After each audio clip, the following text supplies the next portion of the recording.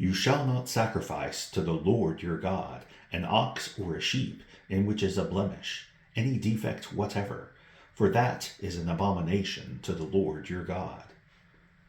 If there is found among you, within any of your towns that the Lord your God is giving you, a man or woman who does what is evil in the sight of the Lord your God, in transgressing his covenant, and has gone and served other gods and worshipped them, or the sun, or the moon, or any of the host of heaven, which I have forbidden, and it is told you, and you hear of it, then you shall inquire diligently.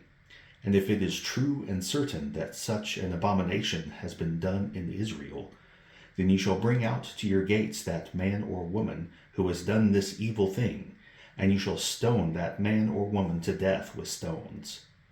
On the evidence of 2 witnesses or of 3 witnesses, the one who is to die shall be put to death. A person shall not be put to death on the evidence of 1 witness. The hand of the witnesses shall be first against him to put him to death, and afterward the hand of all the people. So you shall purge the evil from your midst. If any case arises requiring decision between one kind of homicide and another, one kind of legal right and another, or one kind of assault and another, any case within your towns that is too difficult for you, then you shall arise and go up to the place that the Lord your God will choose. And you shall come to the Levitical priests and to the judge who is in office in those days, and you shall consult them, and they shall declare to you the decision. Then you shall do according to what they declare to you from that place that the Lord will choose. And you shall be careful to do according to all that they direct you. According to the instructions that they give you, and according to the decision which they pronounce to you, you shall do. You shall not turn aside from the verdict that they declare to you, either to the right hand or to the left. The man who acts presumptuously by not obeying the priest who stands to minister there before the Lord your God, or the judge, that man shall die. So you shall purge the evil from Israel. And all the people shall hear and fear, and not act presumptuously again. When you come to the land that the Lord your God is giving you, and you possess it and dwell in it, and then say, I will set a king over me, like all the nations that are around me, you may indeed set a king over you whom the Lord your God will choose. One from among your brothers you shall set as king over you. You may not put a foreigner over you, who is not your brother. Only he must not acquire many horses for himself, or cause the people to return to Egypt in order to acquire many horses, since the Lord has said to you, you shall never return that way again. And he shall not acquire many wives for himself, lest his heart turn away, nor shall he acquire for himself excessive silver and gold. And when he sits on the throne of his kingdom, he shall write for himself in a book a copy of this law, approved by the Levitical priests. And it shall be with him, and he shall read it in all the days of his life, that he may learn to fear the Lord his God by keeping all the words of this law and these statutes, and doing them, that his heart may not be lifted up above his brothers, and that he may not turn aside from the commandment, either to the right hand or to the left, so that he may continue long in his kingdom, he and his children in Israel. The Levitical priests, all the tribe of Levi, shall have no portion or inheritance with Israel. They shall eat the Lord's food offerings as their inheritance. They shall have no inheritance among their brothers. The Lord is their inheritance, as he promised them. And this shall be the priest's due from the people, from those offering a sacrifice, whether an ox or a sheep. They shall give to the priest the shoulder and the 2 cheeks and the stomach. The first fruits of your grain, of your wine, and of your oil, and the first fleece of your sheep, you shall give him. For the Lord your God has chosen him out of all your tribes to stand and minister in the name of the Lord, him and his sons for all time.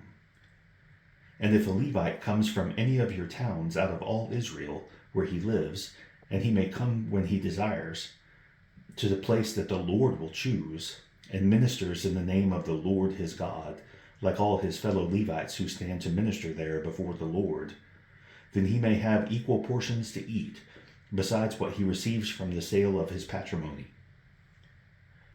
When you come into the land that the Lord your God is giving you, you shall not learn to follow the abominable practices of those nations. There shall not be found among you anyone who burns his son or his daughter as an offering, anyone who practices divination, or tells fortunes, or interprets omens, or a sorcerer, or a charmer, or a medium, or a necromancer, or one who inquires of the dead. For whoever does these things is an abomination to the Lord. And because of these abominations, the Lord your God is driving them out before you. You shall be blameless before the Lord your God. For these nations which you are about to dispossess listen to fortune tellers and to diviners. But as for you, the Lord your God has not allowed you to do this. The Lord your God will raise up for you a prophet like me from among you, from your brothers. It is to him you shall listen, just as you desired of the Lord your God at Horeb on the day of the assembly, when you said, Let me not hear again the voice of the Lord my God, or see this great fire any more, lest I die. And the Lord said to me, They are right in what they have spoken. I will raise up for them a prophet like you from among their brothers. And I will put my words in his mouth, and he shall speak to them all that I command him. And whoever will not listen to my words that he shall speak in my name, I myself will require it of him. But the prophet who presumes to speak a word in my name that I have not commanded him to speak, or who speaks in the name of other gods, that same prophet shall die. And if you say in your heart, How may we know the word that the Lord has not spoken? When the prophet speaks in the name of the Lord, if the word does not come to pass or come true, that is a word that the Lord has not spoken. The prophet has spoken it presumptuously. You need not be afraid of him. When the Lord your God cuts off the nations whose land the Lord your God is giving you, and you dispossess them and dwell in their cities and in their houses, you shall set apart 3 cities for yourselves in the land that the Lord your God is giving you to possess. You shall measure the distances and divide into 3 parts the area of the land that the Lord your God gives you as a possession, so that any manslayer can flee to them. This is the provision for the manslayer, who by fleeing there may save his life.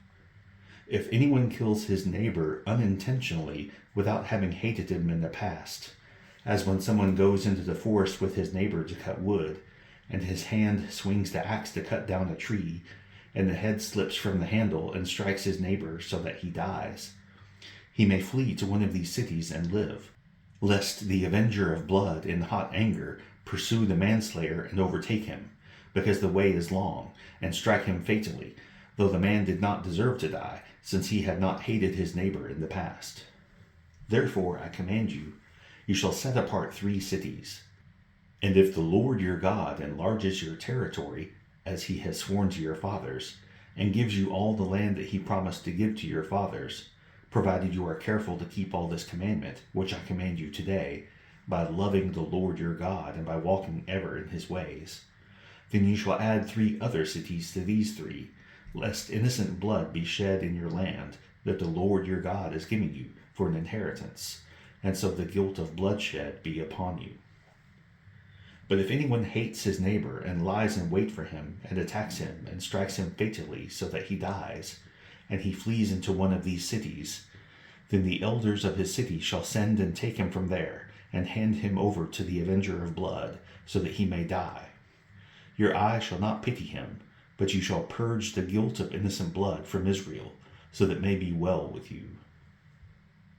You shall not move your neighbor's landmark, which the men of old have set, in the inheritance that you will hold in the land that the Lord your God is giving you to possess. A single witness shall not suffice against a person for any crime or for any wrong in connection with any offense that he has committed. Only on the evidence of 2 witnesses or of 3 witnesses shall the charge be established. If a malicious witness arises to accuse a person of wrongdoing, then both parties to the dispute shall appear before the Lord, before the priests and the judges who are in office in those days. The judges shall inquire diligently, And if the witness is a false witness and has accused his brother falsely, then you shall do to him as he had meant to do to his brother.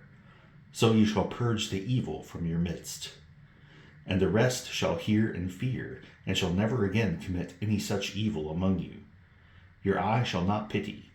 It shall be life for life, eye for eye, tooth for tooth, hand for hand, foot for foot. When you go out to war against your enemies, and see the horses and chariots and an army larger than your own, you shall not be afraid of them, for the Lord your God is with you, who brought you up out of the land of Egypt.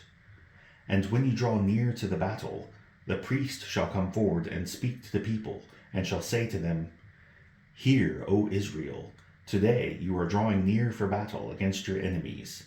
Let not your heart faint. Do not fear or panic or be in dread of them, for the Lord your God is he who goes with you to fight for you against your enemies, to give you the victory. Then the officers shall speak to the people, saying, Is there any man who has built a new house and has not dedicated it? Let him go back to his house, lest he die in the battle and another man dedicate it. And is there any man who has planted a vineyard and has not enjoyed its fruit? Let him go back to his house, lest he die in the battle and another man enjoy its fruit. And is there any man who has betrothed a wife and has not taken her? Let him go back to his house, lest he die in the battle and another man take her. And the officers shall speak further to the people and say, Is there any man who is fearful and faint-hearted? Let him go back to his house, lest he make the heart of his fellows melt like his own. And when the officers have finished speaking to the people, then commanders shall be appointed at the head of the people. When you draw near to a city to fight against it, offer terms of peace to it. And if it responds to you peaceably and it opens to you, then all the people who are found in it shall do forced labor for you and shall serve you. But if it makes no peace with you, but makes war against you, then you shall besiege it. And when the Lord your God gives it into your hand, you shall put all its males to the sword. But the women and the little ones, the livestock, and everything else in the city, all its spoil, you shall take as plunder for yourselves. And you shall enjoy the spoil of your enemies, which the Lord your God has given you. Thus you shall do to all the cities that are very far from you, which are not cities of the nations here.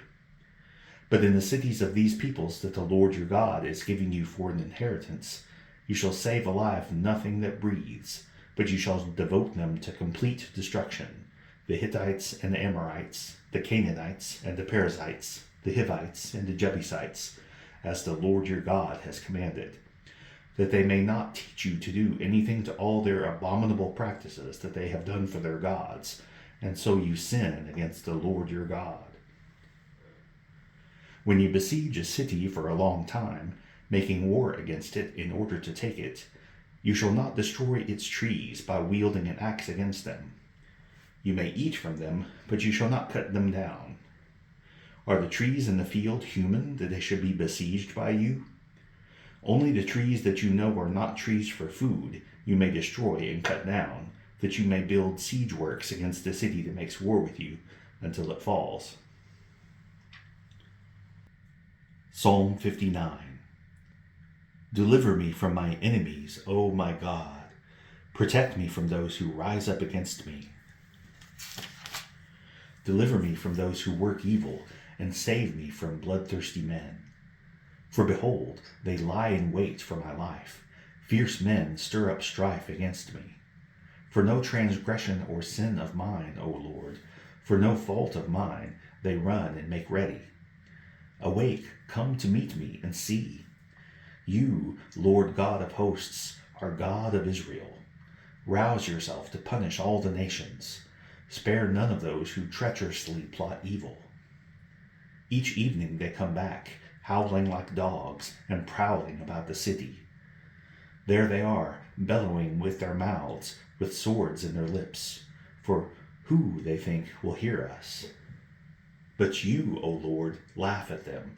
You hold all the nations in derision. O my strength, I will watch for you. For you, O God, are my fortress. My God in his steadfast love will meet me. God will let me look in triumph on my enemies. Kill them not, lest my people forget. Make them totter by your power and bring them down, O Lord, our shield. For the sin of their mouths, the words of their lips, let them be trapped in their pride. For the cursing and lies that they utter, consume them in wrath, consume them till they are no more, that they may know that God rules over Jacob to the ends of the earth.